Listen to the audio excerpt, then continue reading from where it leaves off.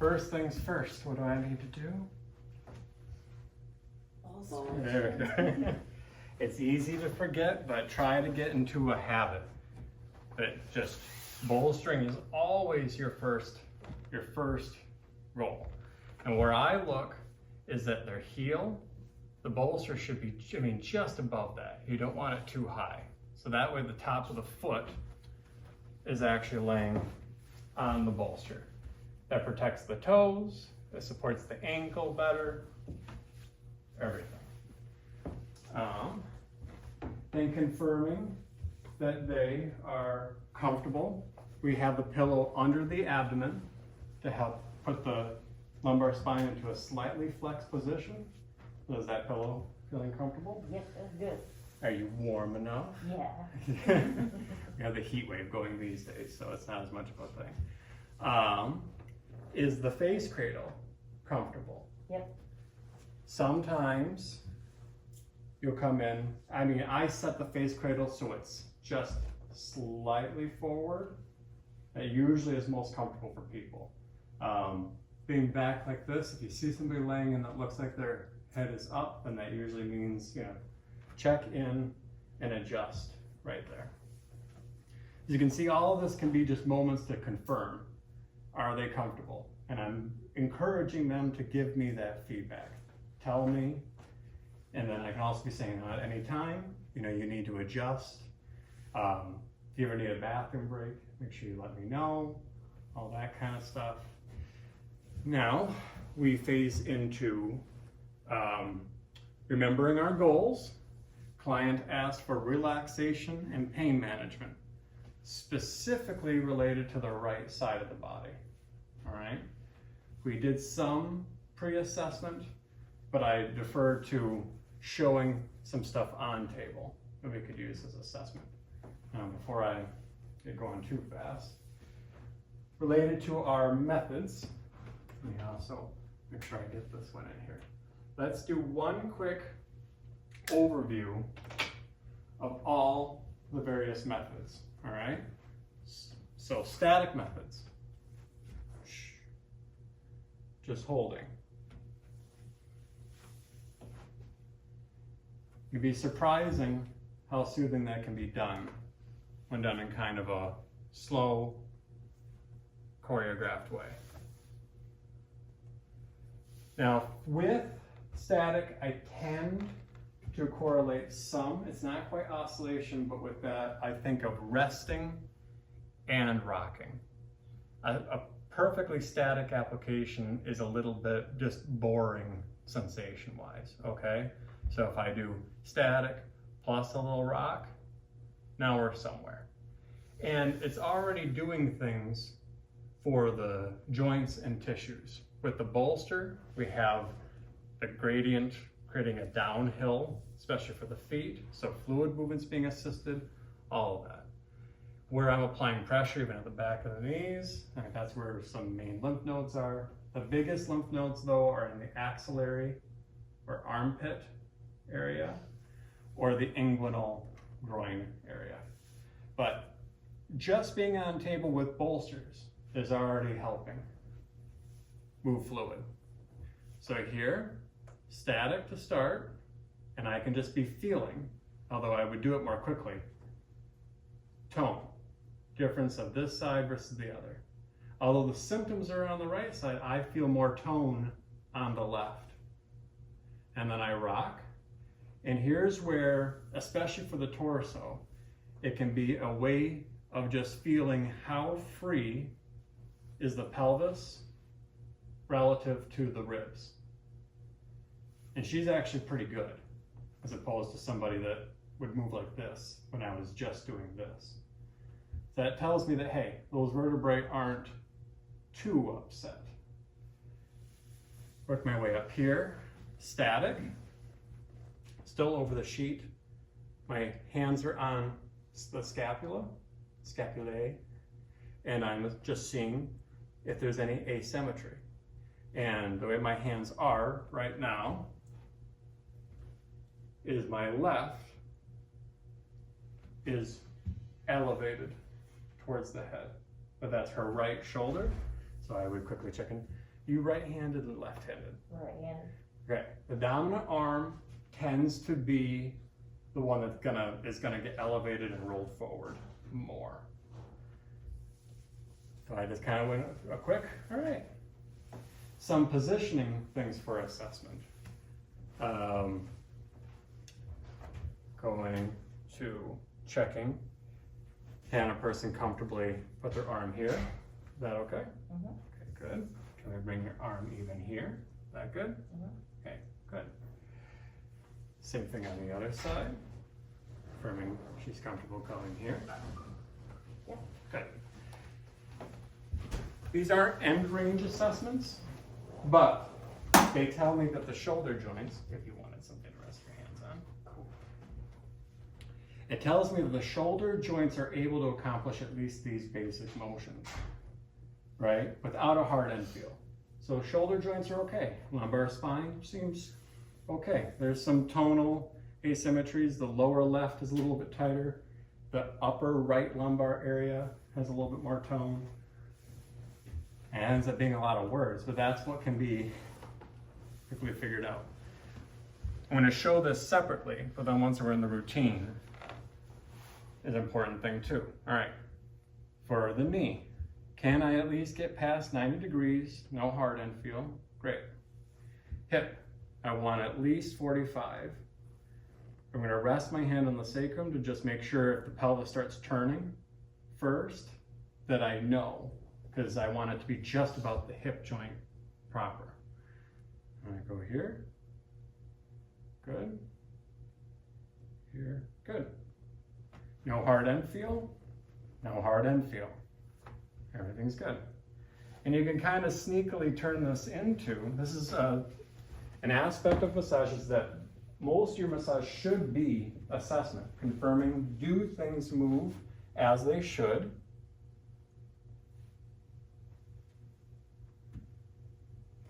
And finding ways to make that feel a bit more fluid and like it's part of your routine, okay?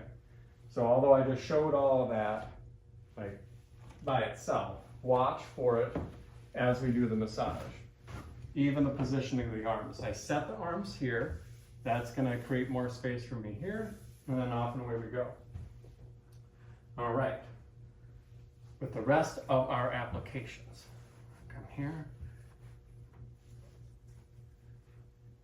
We're going to be thinking, again, do not apply lotion right off the bat.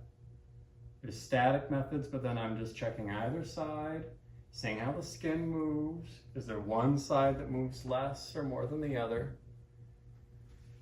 With my footwork, if you see my right foot, that means I've shifted to my right hand being the push hand, left hand push hand, right hand push hand. So with compression can be with a palm, a soft fist, a forearm. You're going to see me mostly use that forearm. Now everything essentially starts with a compression. Something that can mess you up is you try to go into a glide or a knead first. So like we're not trying to land an airplane, you know. You have to start with static, get the amount of pressure you're looking for. So static, then compression, then I can direct that compression, usually by changing my stance. If I direct it wherever I'm looking, that's where my body weight is taking me. If I just hold, that will turn into a glide. But with that comes in the question of drag. So in our modifiers, like how much drag do I have? Comfort-wise for a client is always how much pressure, how much drag. Now I'm not applying a lot of pressure yet, but I'm gonna check in on how much drag feels good. Some people like this very slow, stretchy sensation, meaning it's more drag. More drag means less lotion. So I'm going to ask, Does this kind of slow stretch sensation feel good, or would you want more lotion? Oh, that feels great. So I need to confirm that. Now lighter pressure, I want to confirm, okay, I can use less lotion. I don't need a lot of lotion for her comfort. Now it's going to slow my pace down, so a lot of my applications, I'm going to probably do more like 2 of each instead of 3 or 4 because I'm going to be slowing them down. All right, now for kneading. A knead is a push and a pull. That's all it is. So a compression is just a push. A glide is a push with enough force to give it direction. A knead is let me grab an arm from you. A knead is that, a compression plus a pull. So it's a push plus pull.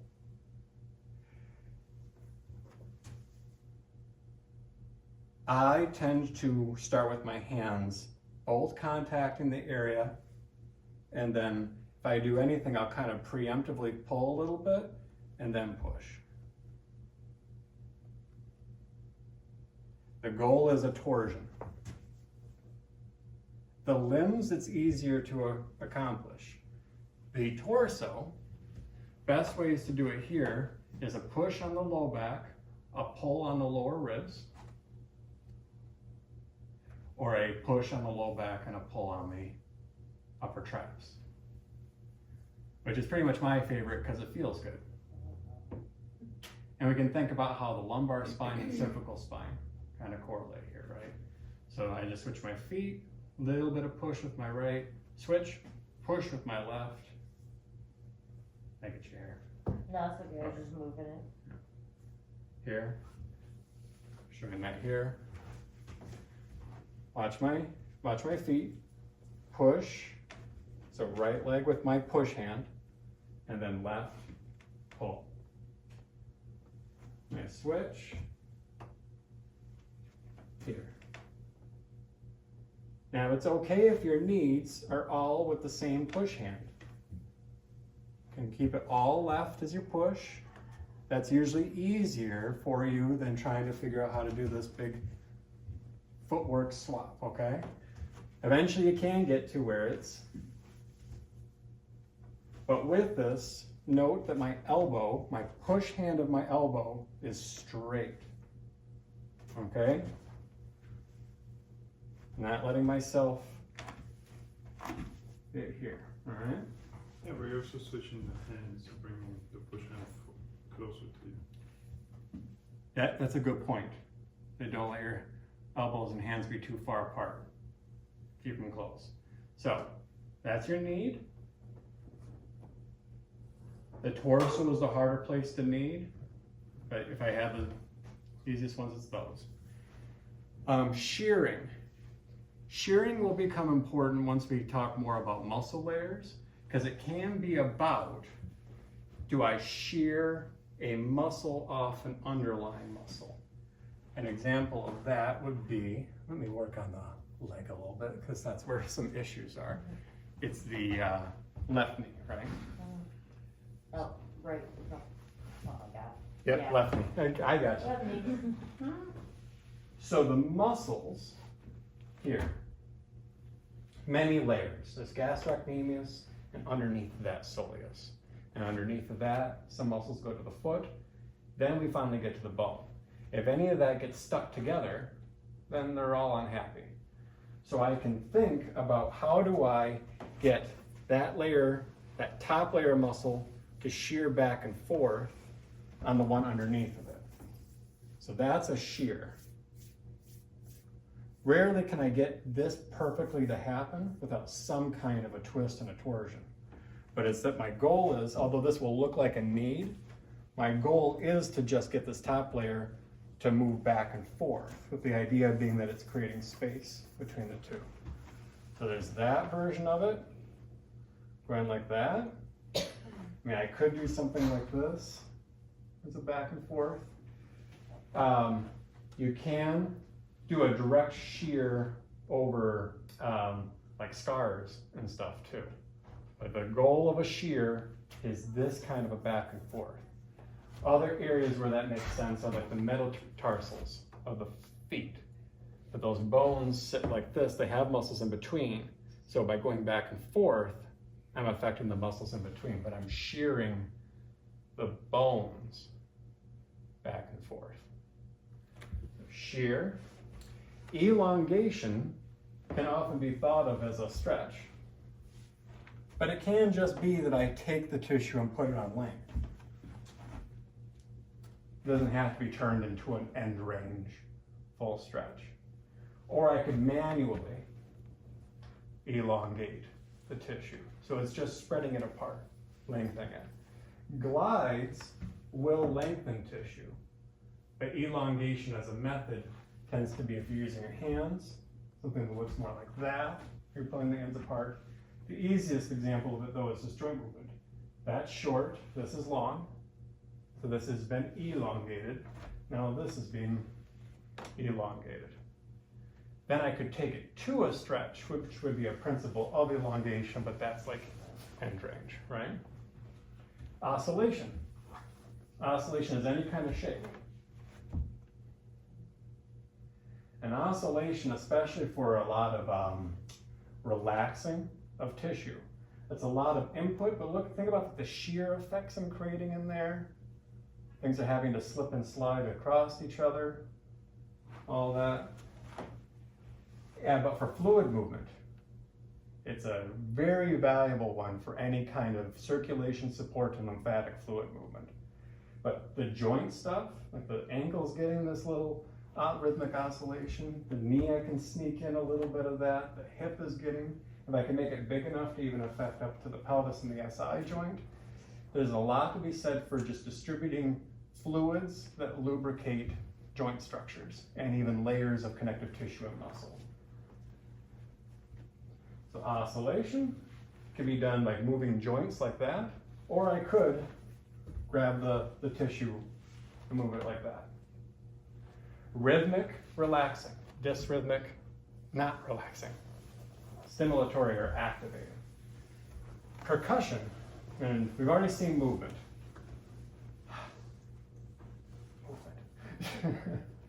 Percussion. Percussion can also be rhythmic or dysrhythmic, but because of the frequency and the magnitude, it tends to be a little bit stimulatory, right? But percussion can be done like hacking with this.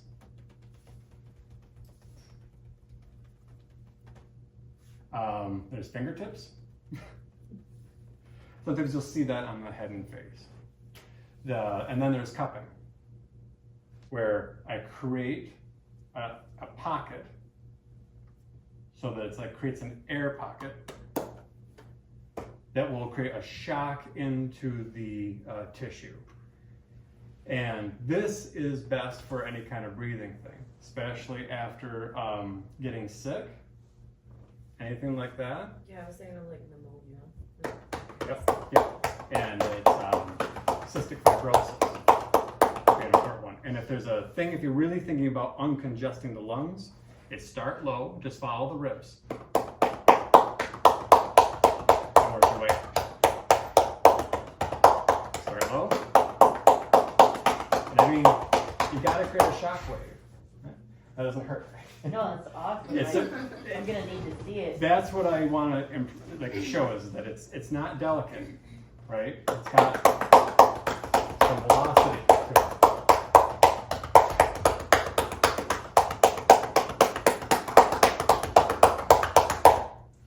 That's the most valuable one I know of. The other ways that I tend to use percussion is when we get to other aspects of like firing patterns and other like muscle therapy techniques, which could be I'm trying to turn off a particular muscle while sending a signal to another one to activate. Then I could use percussion as a way to stimulate activation.